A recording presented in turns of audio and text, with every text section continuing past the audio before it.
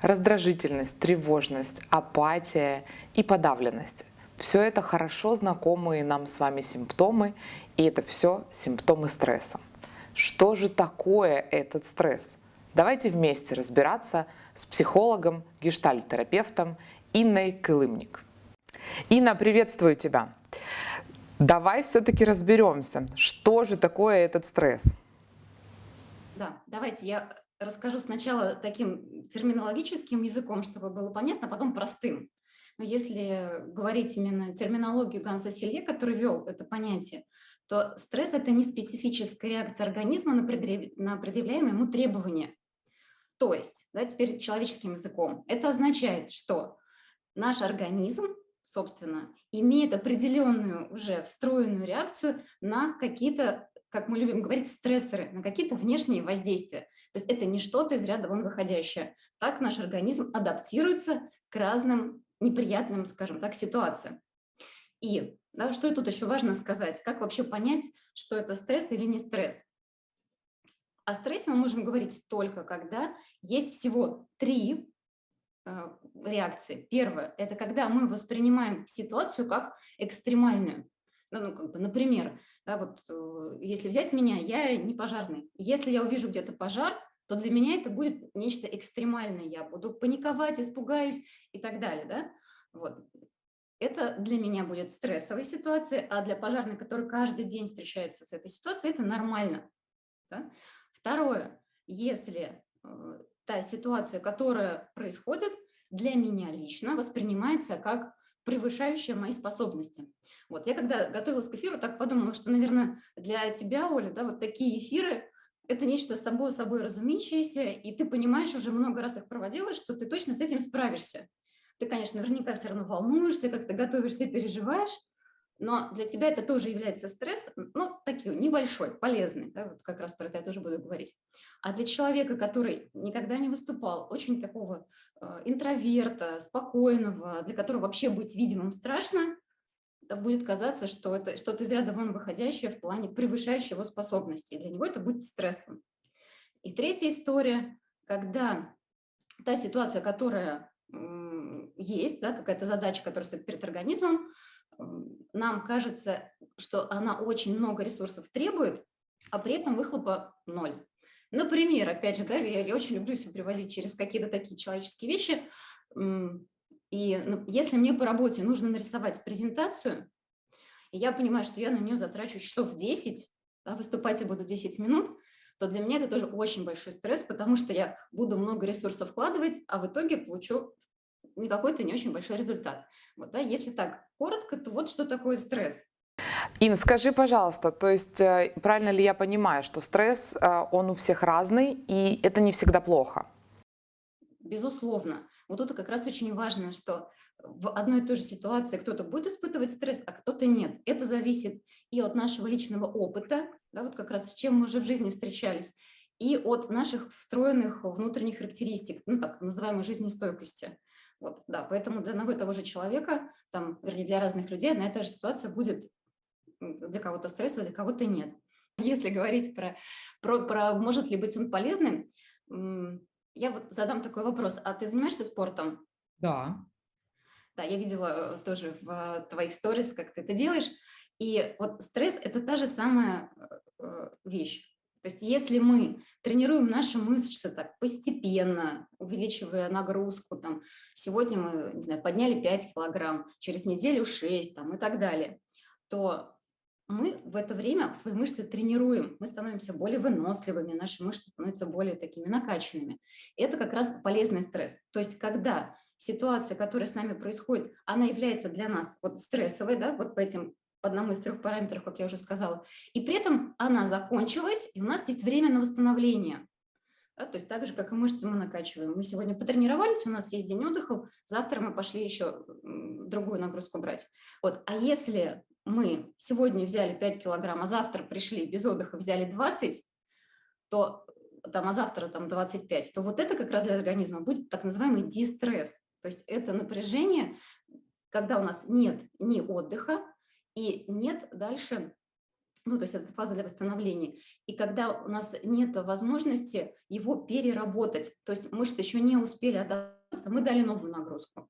Вот то же самое на работе. Да? Сегодня один дедлайн, завтра другой дедлайн, завтра, послезавтра третий дедлайн. Мы не успеваем ни отдохнуть, ни как-то пережить ту задачку, которую нам дали. Вот тогда уже стресс не полезен, тогда у нас истощает. Как простой человек, не имея образования, вот я в обычной жизни могу понять, у меня сейчас хороший стресс, и мне не надо на это реагировать, или у меня плохой стресс, и, может быть, мне нужно что-то сделать, чтобы немножко себя... О том, что сделать, мы поговорим позже, но вот как распознать, хороший стресс или плохой? Вообще, возможно ли это? Ну, скорее да, чем нет. Но мы, правда, можем распознать уже с каким-то течением времени. Но первое, что я хочу сказать, да, что вот мы этой историей, да, своей реакцией не управляем, она у нас встроена. Первое, да. Как мы можем вообще понять, что какая-то ситуация, которая сейчас происходит, она стрессовая? Это учащение сердцебиения, да, я начинаю вот чувствую волнение какое-то внутри. У кого-то это может проявляться неприятными ощущениями в желудке, да, даже есть такое понятие, как медвежья болезнь, да, там кто-то в туалет бегает перед какими-то волнительными вещами. Вот. У кого-то наоборот там такое ощущение, что вот под ложечкой сосет, да, тоже такое очень ощущение страха большого. Вот это как раз в принципе признаки стресса. Просто для кого-то это через только сердцебиение будет указываться, для кого-то через, как я уже говорю, да, желудочно-кишечный тракт, мы по-разному реагируем. Вот. Дальше по поводу того, полезный, ну или не полезный. Если я испытала вот это волнение, что-то сделала с этим стрессовым фактором, и потом я порадовалась, почувствовала себя, скажем так, бодрой, веселой, наоборот, наполненной, то это будет позитивный стресс. Вот как раз, да, мы сейчас с тобой проведем эфир, да, я понимаю, что я волнуюсь, там, ты волнуешься, потом, выдохнем, порадуемся, что мы молодцы, мы хорошо там поработали. Вот эта история, она нас зарядит скорее, да.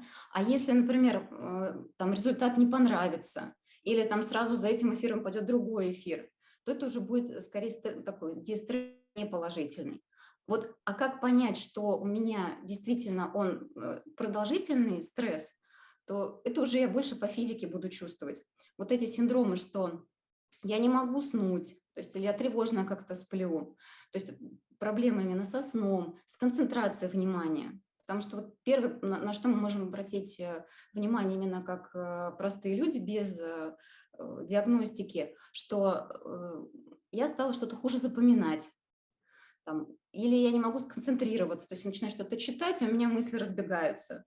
Там, у меня постоянно какие-то мысли крутятся в голове про прошлые истории, их еще называют мыслительной жвачкой.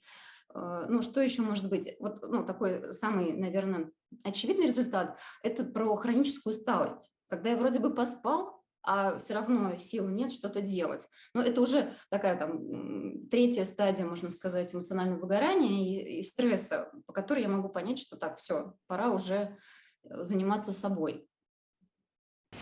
Мы сейчас живем в таком очень, мне кажется, мы должны быть стрессоустойчивыми, потому что в таком ритме, в таком темпе, с таким количеством новостных событий, в которых мы находимся, и изменений и научных данных, и каких-то статистических данных, мы все-таки очень сильно подвержены стрессу, мне так кажется. Во всяком случае, большая часть людей от этого страдает. Можно ли как-то адаптироваться под стресс, как-то привыкнуть и перестать на него обращать внимание?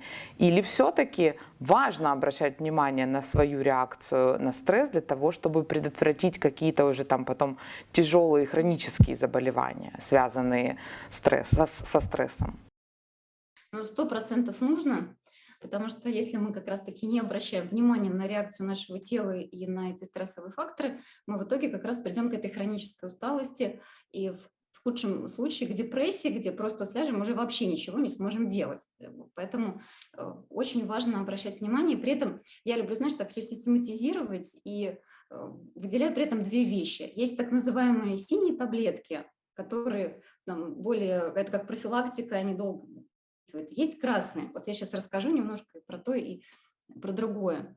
Ну, красные таблетки – это то, что нам может помочь прямо в моменте. Вот когда я почувствовала вот это сердцебиение, волнение или там такие характерные для себя ощущения в желудке, что я понимаю, что вот сейчас мне страшно, я этот стресс испытываю.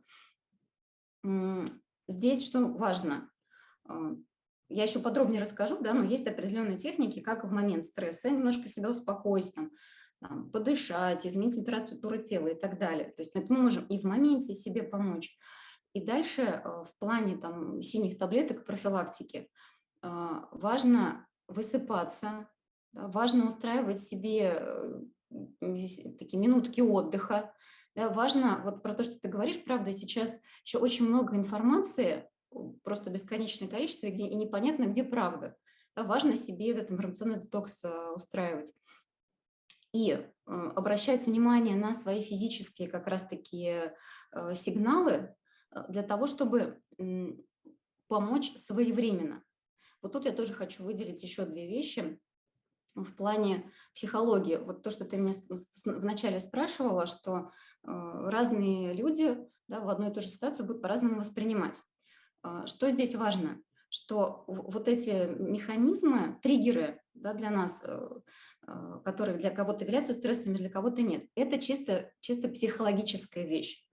И вот тут как раз важно понимать и замечать, что для меня является таким неким триггером, от чего я начинаю этот стресс испытывать. И вот зачем нужно заниматься там, собой и пониманием этих триггеров, для того, чтобы их либо избегать, да, а если мы говорим, что мы живем в современном мире и дедлайнов мы избежать не сможем, да, там напряженных, стрессовых всяких ситуациях не сможем, то здесь мы можем как раз-таки уже их перерабатывать либо с психологом, либо самостоятельно, тоже да, чуть позже скажу как, чтобы вот эти триггеры перестали быть для нас стрессовыми факторами.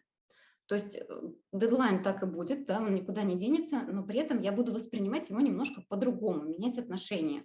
Вот. И как раз-таки благодаря этому я не буду дальше ухудшать свое здоровье. Вот. Поэтому однозначно нужно заниматься собой, да, и своими мироощущениями. Можно ли как-то предупредить стресс? Или как-то, может быть, сгладить его негативное влияние на организм? Да, безусловно, можно. И вот сейчас я как раз про эти таблетки расскажу более подробно. Итак, да, вот эта красная таблетка, как я еще называю СОС, в моменте. Самые простые скажу прям вот вещи, да, чтобы не загружать людей. Первое, правда, первое – это дыхание. Что мы можем сделать? Вот эта история «подышать в пакетик», которую показывают во всех американских фильмах, это отчасти правда. Да, безусловно. Потому что наш организм, ну, в принципе, все медикаменты, они на чем построены? На том, как мы на что-то реагируем. А в плане успокоения с дыханием, ну, почему мы очень успокаиваемся? То есть там есть один фокус.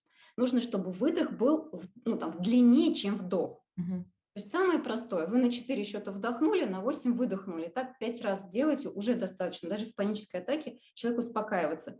Потому что при этом просто повышается уровень углекислого газа в крови, наш организм успокаивается. Так работает эта механика.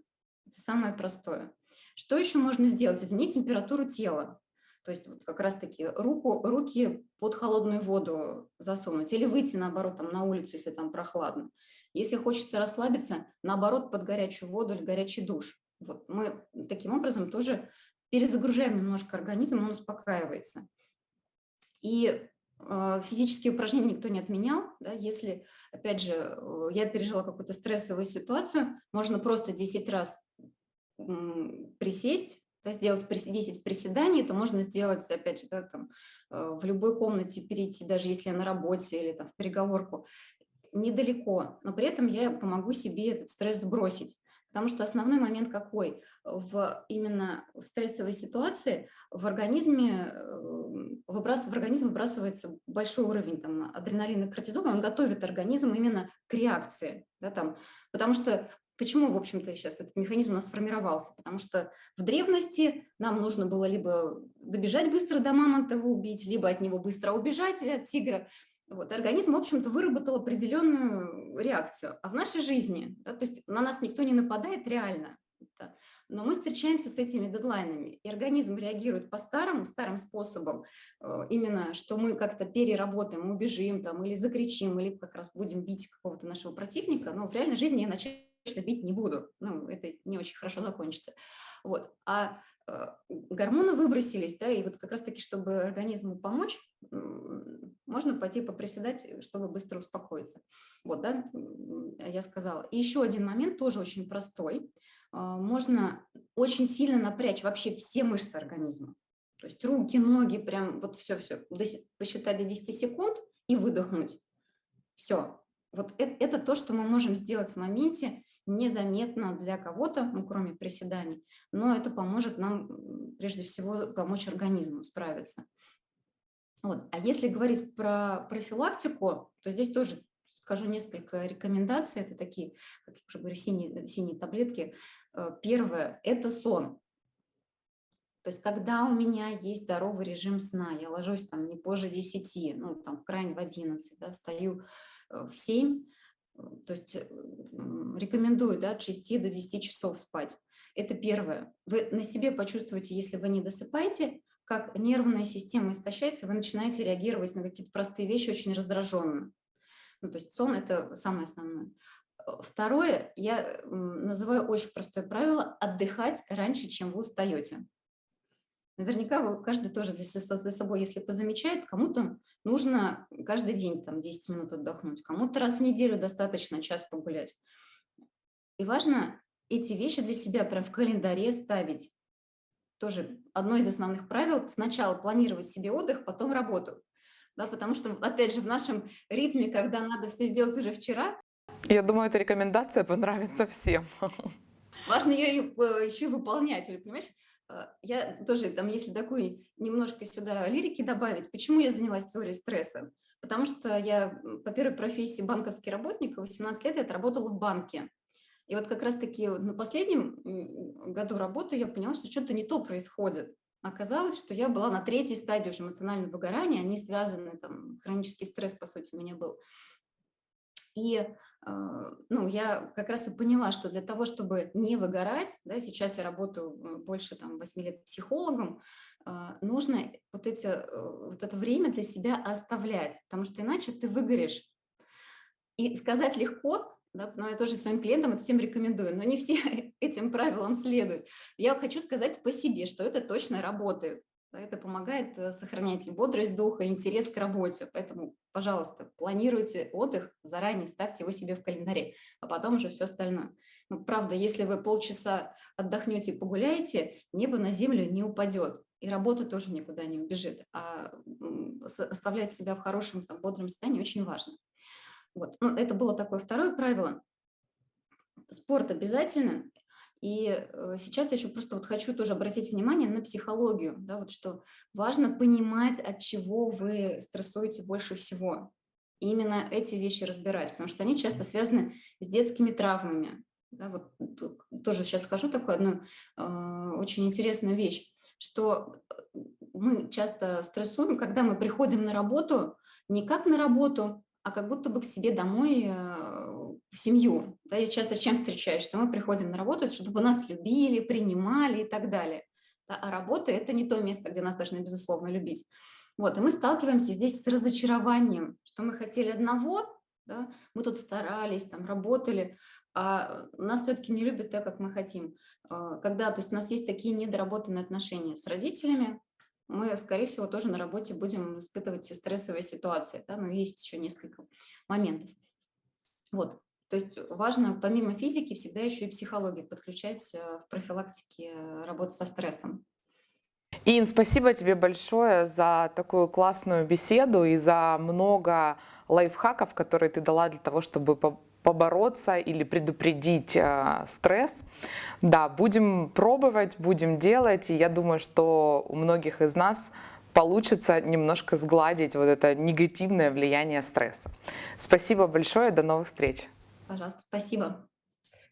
Спасибо большое, Инна. Очень подробно и интересно, а главное с историями, мы с вами узнали о важных нюансах, как бороться со стрессом.